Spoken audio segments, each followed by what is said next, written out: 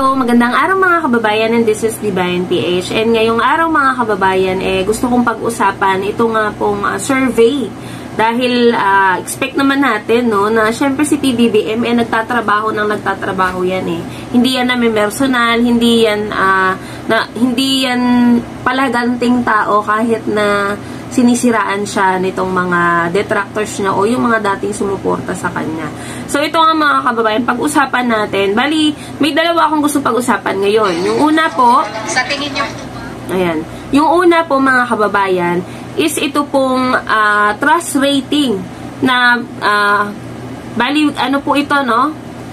Okta Research Survey po ito mga kababayan. Ayan, bali kung makikita nyo po, si President Bongbong Marcos ay 71%.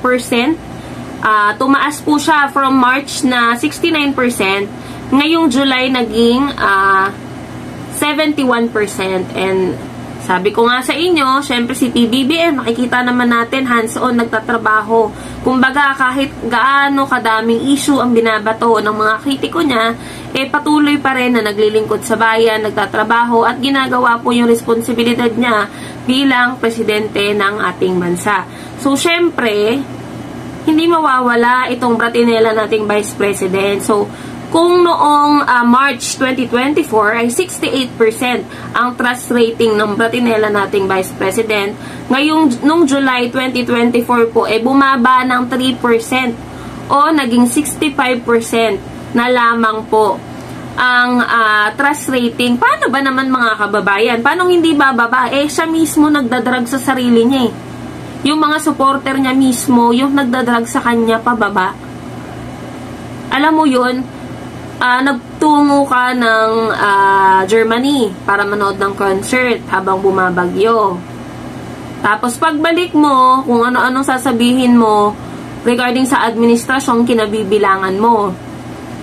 Alam mo yung nag-happy-happy ka na nga, nag-party-party ka na nga, ito si PBBM, yung ibang ahensya ng pamahalaan, sobrang busy noong panahong binabagyo po or noong andito pa yung bagyong Karina.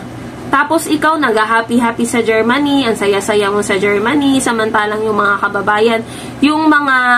kababayan mong Pilipino, ayun, grabe po yung mga dinanas nila nung bagyong Karina. Ayan, si PBBM nagtatrabaho, yung ibang ahensya ng pamahalaan, nagtulong-tulong po sila, no, para matulungan or mabigyan po ng tulong itong mga kababayan nating nasalanta. Tapos siya nag-happy-happy.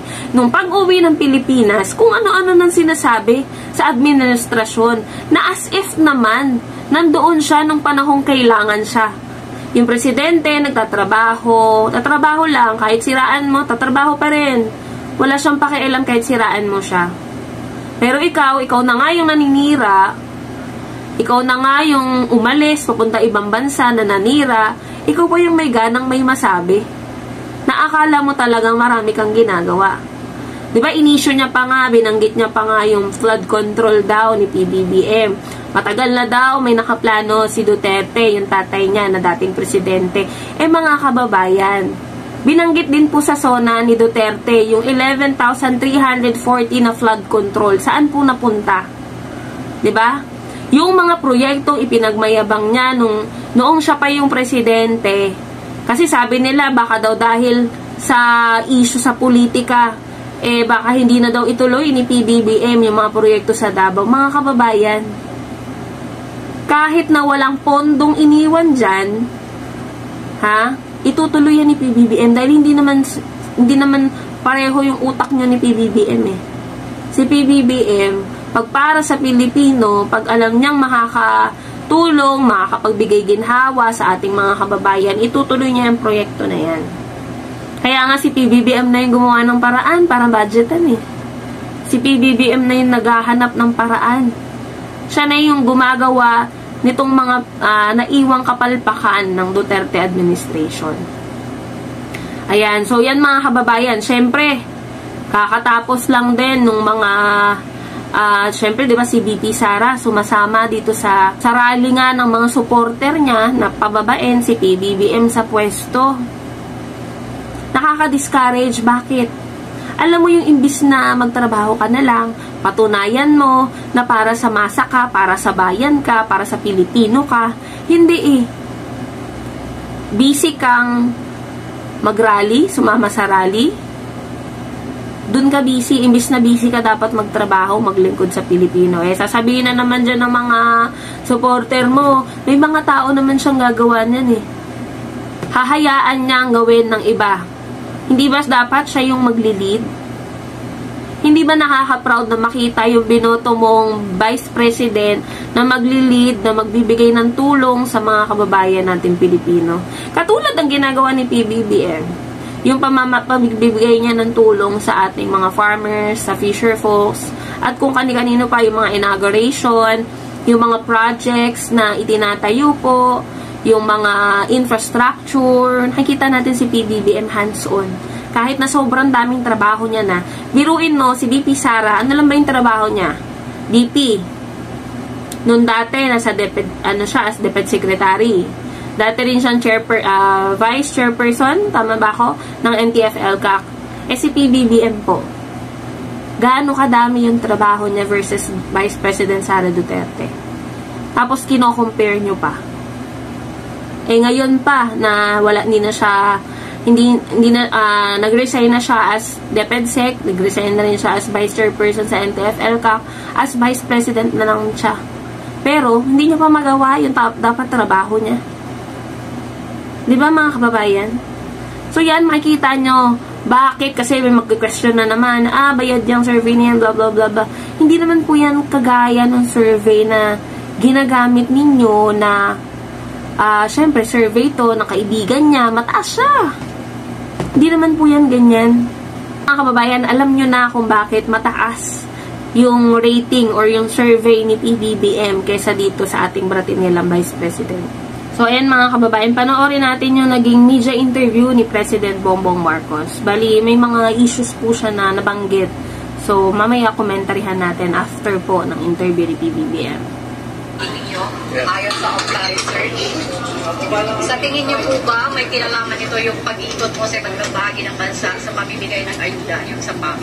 Well, maybe may kasama na yun, but I think it's because it's a trust rating, it is more na yun na nakikita naman that we are really doing our best to try to alleviate the hardships na dinadaanan ng mga tao. So it's good to have that kind of result or statistic behind you. It just again, every time this happens for us, as far as I'm concerned, that it seems to be people beginning to understand what we're trying to do. They're beginning to feel the effects of it, and so you must continue to do more and even try to do even better. So that's always an inspiration for me. Mr. President, ano po masasabi niyo doon sa mga criticism niyo na yung nangyayari daw po police operations sa Cable JC compound ay overkill daw po at may mga violation na po ng human rights ayon sa mga critical niyo? Specify. Yung daw po pagde-deploy ng sobrang daming police at saka yung blockade, yung mga nadidisrupt na daw po yung meron mang human rights violation kung maraming police? I don't think so. There's no... Anyway, the reason we did this was that so that we could maintain the peace. The only way to maintain the peace is to make sure that the area is safe and is secure. And considering this is a 30-hectare compound, kailangan mo talaga ng maraming tao.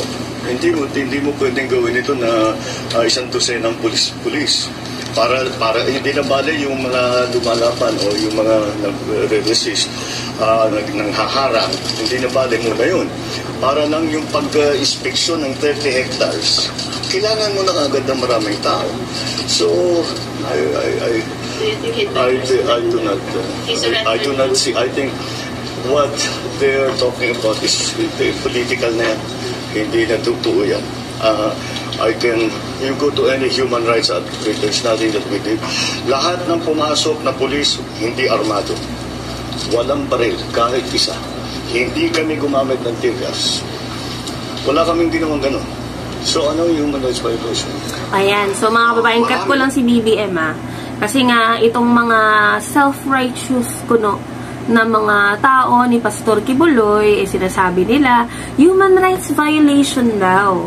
Kahit wala naman silang maipakita na na-violate yung karapatan nila bilang tao. Okay? Pero, nakita nyo ba yung ginawa ng mga member ni Kibuloy dito sa ating mga kapulisan? Nakita nyo ba yung mga picture na may dugo pa dito, mga kababayan? Ganon sila kasama. Tapos sasabihin nyo, yung appointed son, ginigipit kayo. Alam nyo mga kababayan, kung totoong walang kasalanan si Kibuloy, di dapat sumuko siya. Patunayan niya, i-prove niya na wala siyang ginawang masama. Pero the more na nagtatago siya, the more na pinoprotektahan siya ng mga tao niya para hindi mahuli, mas pinatutunayan nyo lang kung anong klaseng mga tao kayo. Ha? Kung anong klaseng tao kayo, dun yun ang pinapatunayan. Pinatutunayan nyo lang na guilty. Sabi nga nung mga ibang kababayan natin na nandoon, malapit lang din sa compound nila, sila lang yung nagpapagulo. Kumbaga sa ibang, di ba, per ano yan, parang per barangay, ganyan. Or per street. Sabi nung iba na malapit lang dyan sa compound, tahimik daw sila. Sila lang daw talaga yung nagpapagulo. Biruin mo. Nananakit ng kapulisan, dapat nga yung mga yan kinakasuhan Sila dapat yung kinakasuhan, lalo na yung nanakit. Nung nanakit dun sa pulis. Kasi ang unfair naman, kahit hindi naman sila inano, sasabihin human rights violation.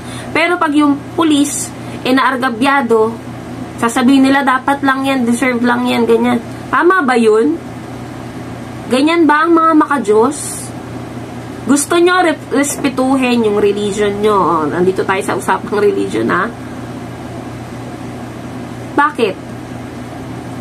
Binastos ba kayo? Binastos pa yung religion nyo? Hindi naman ng mga kapulisan na nagpunta dyan. Gusto lang nilang makuha si Kibuloy para humarap. Depensahan niya yung sarili niya. Pero hindi, nagtatago siya sa saya ninyo na kayo naman mga uto-uto. Kawawa naman kayo. Tuloy po natin si PBBM.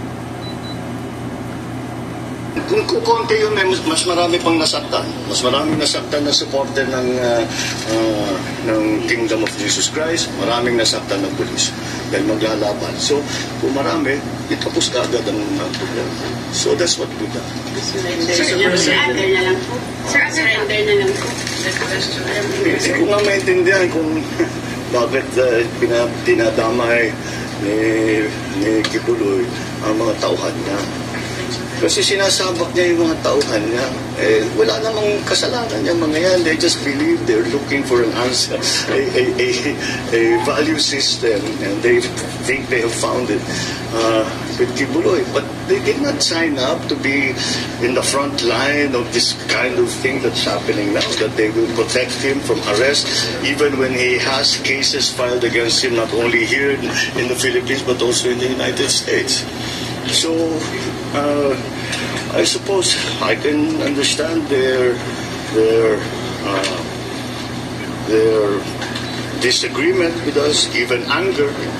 But what all that the police are doing is enforcing the warrant of arrest against Apollo Kibuloy. Sir, on Alice, that's all they're doing. Sir, on Alice Go, mayroon daw po information si Senator Gatchalian na may mga DI personnel na may alam and you were allegedly kept in the dark daw po, Oh, sir. yes, definitely. So, DOJ, I was just with the Secretary earlier today. Is almost finished with a very thorough investigation. And we will identify all of those who have all of those who are involved in this, and we will act very quickly. Sir, pero meron na po kayong idea on whose heads will roll? A very, very good idea. I have a very good idea. From DI, sir? From DI. How many are ilan sila, sir? Well, that's not, we'll see, that's what the last part of this is. How far, how deep does it go? Isa lang bang tao ang involved? O marami sila? O sindikato ito? That's what we are looking at. Narinig niyo mga kababayan, yung last part na regarding kay Alice Guo, kung sino nga ba yung mga kasabot na ito.